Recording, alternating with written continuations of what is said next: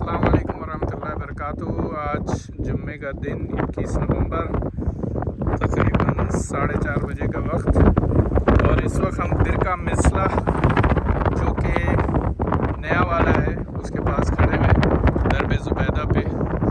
ये बिरका मोहतास और बिरका अतीक के बाद अगली मंजिल है, और इसके बाद जो ओरिजिनल दरब ज़ुबैदा का पेटेंट बिरका है उस तरफ हमारा सफ़र होगा। ये नया वाला है, जिस तरह उदास में नया बिरका बना है उसी नौयत का ये यहाँ पर, लेकिन ये स्क्वायर शेप में है, वो रेक्टेंगल था। तो